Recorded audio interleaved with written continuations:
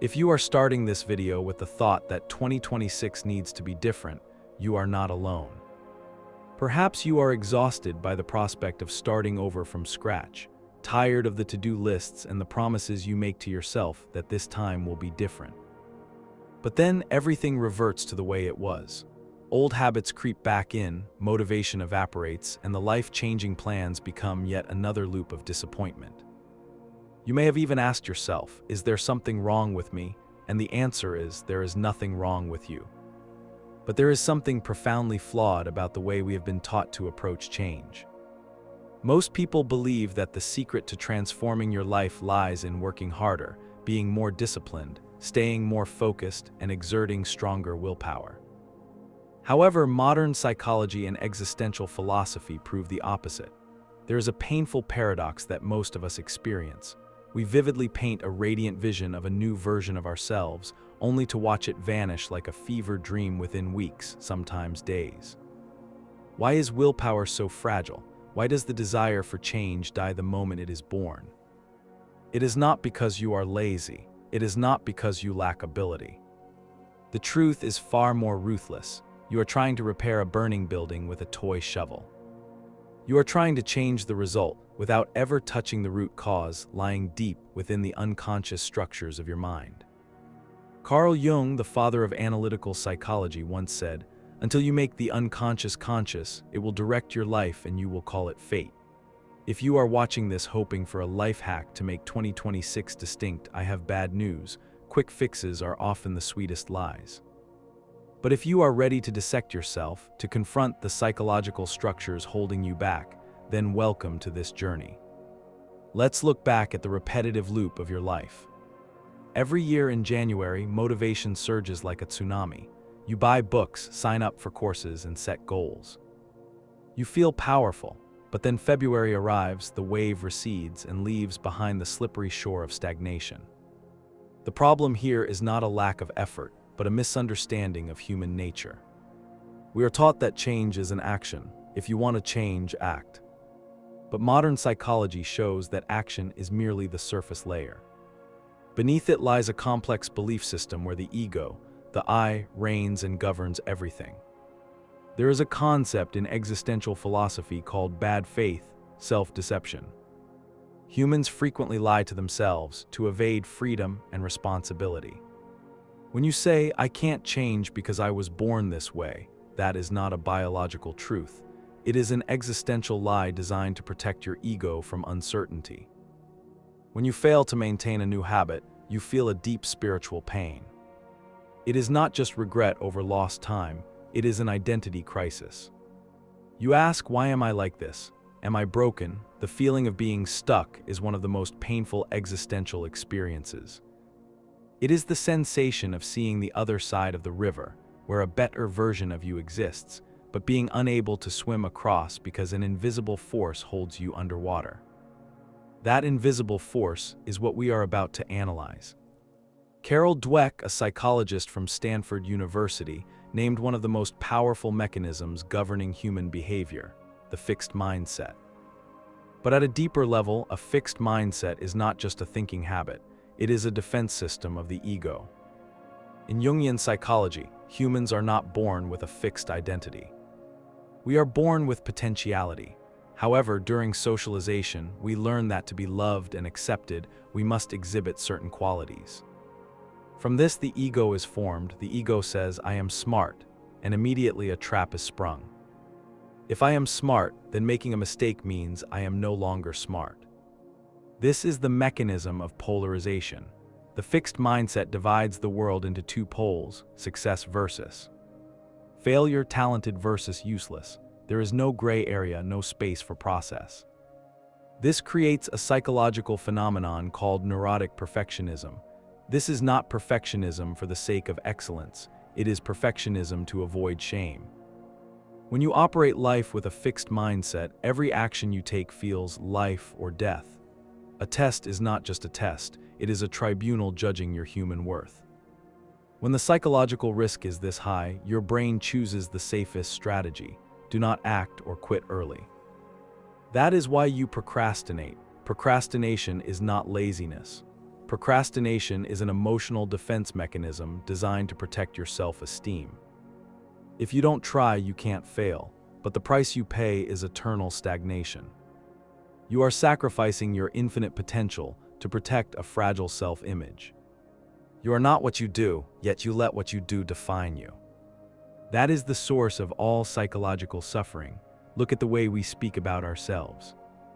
I don't have a knack for languages. I'm an introvert. I can't speak in public. I am a lazy person.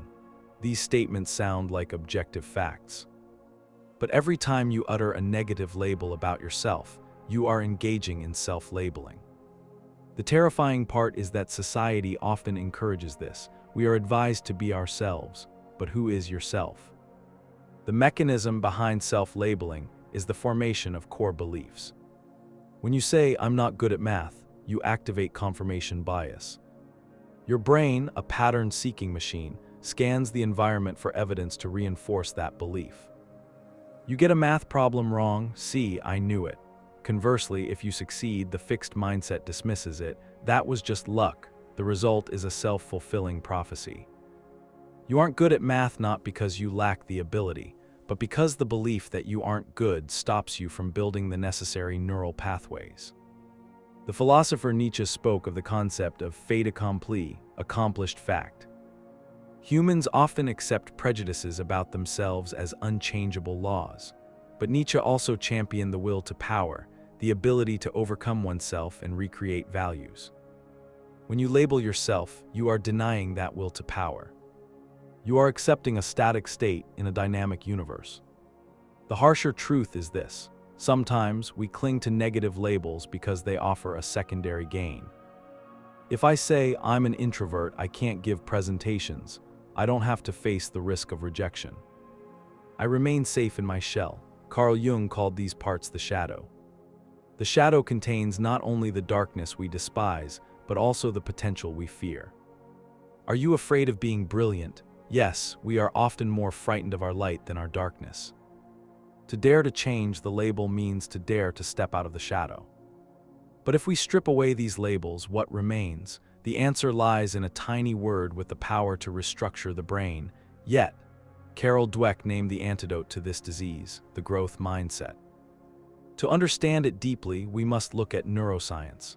When you operate with a fixed mindset, your brain reacts to mistakes by activating the amygdala, the fear center. You feel threatened, neural circuits contract. Conversely, with a growth mindset, when facing a mistake, the brain activates the prefrontal cortex, the area responsible for decision-making and learning. Instead of contracting, the brain expands. This is neuroplasticity. The brain is not fixed. It changes with experience.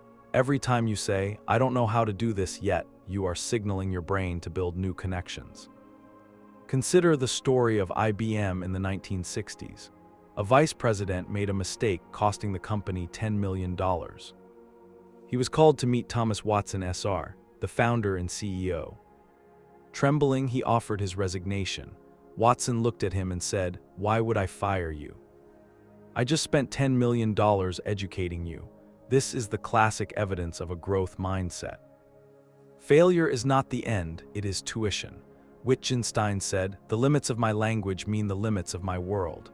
When you change your language from "I failed" to "I am learning," you expand your world. You are no longer a noun, you become a verb. However, a greater resistance awaits. You are not lazy. You are simply an evolving creature trying to survive in a world with no more dragons, yet your brain is still looking for a cave to hide in. Why is waking up early so hard? We often blame willpower.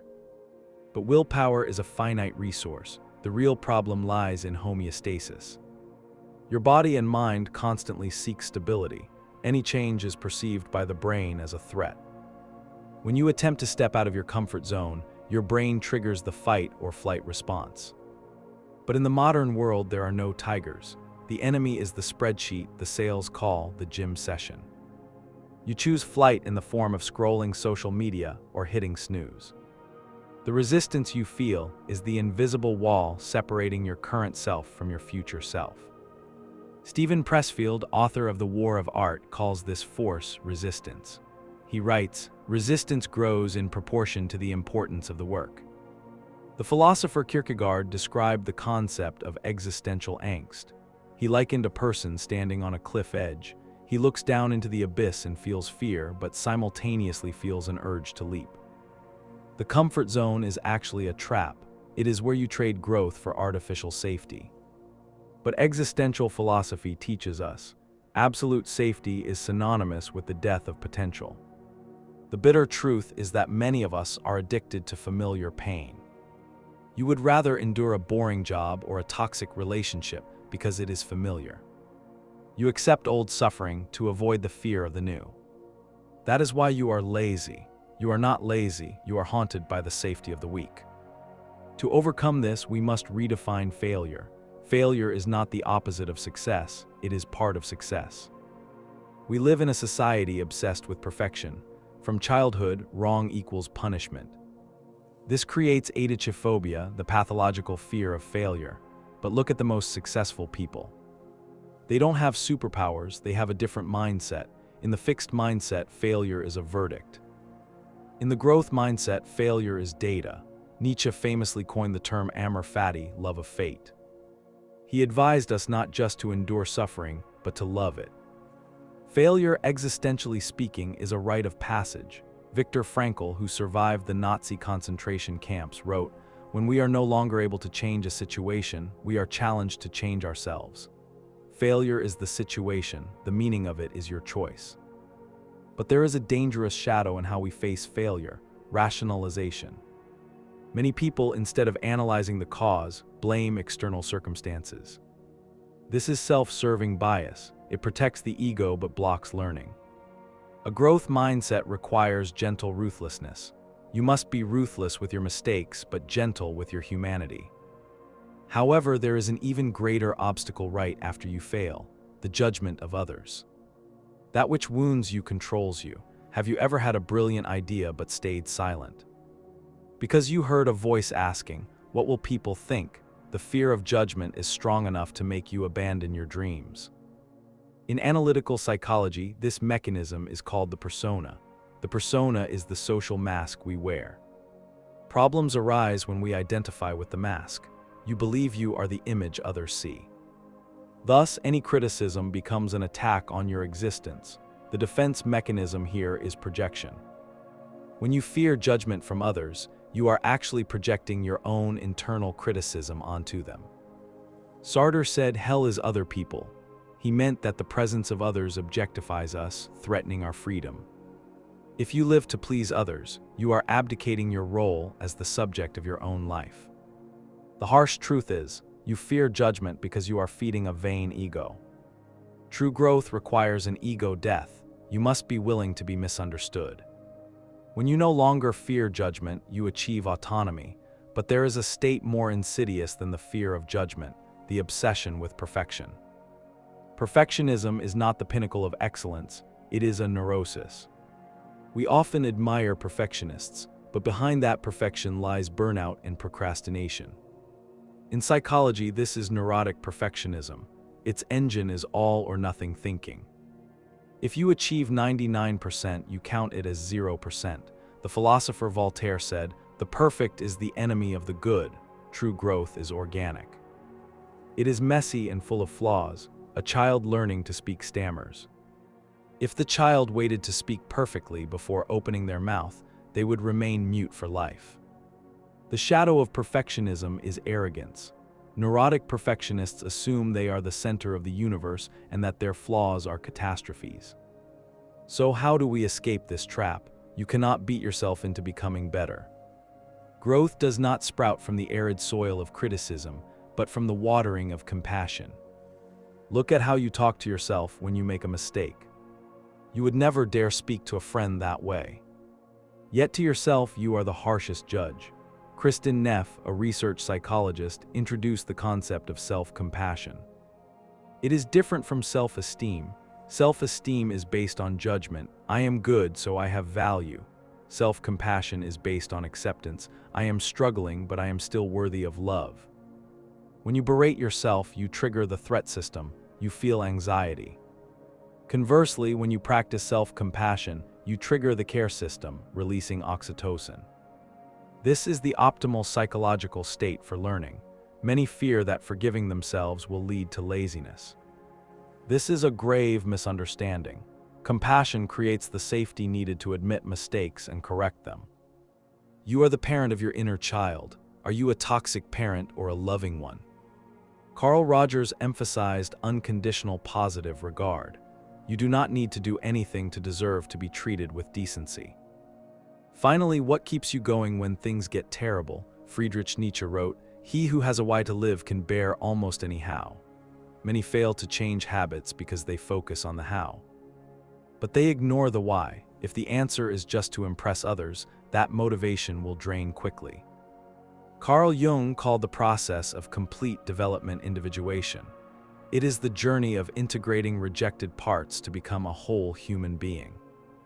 The pinnacle of motivation lies in self-transcendence. That is when you change not just for yourself, but to contribute to something greater. We have traveled a long journey, from dissecting the ego, facing the shadow, decoding survival mechanisms, to learning self-love and finding meaning. 2026 is not a magic trick, it is the result of daily resonance. Change does not happen in a glamorous moment. It happens in the stillness of small decisions. The decision to add the word "yet" to negative thoughts, the decision to step out of the comfort zone despite trembling legs, the decision to view failure as a teacher, and the decision to be kind to yourself when you stumble. Carl Jung once said, "Wholeness is not perfection, it is the complete acceptance of oneself." You do not need to be perfect to start. You only need to start to become whole. Now, I want you to perform a small ritual. Comment below, "I choose growth," not for me to see, but to declare to your own ego that you are ready for a new chapter. Write it down as the most sacred promise you have ever made to yourself. Thank you for listening and following the dark corner of psychology. If this video touched a part of your soul, please like and share. I will see you in the next journey of deeper mind exploration. Goodbye.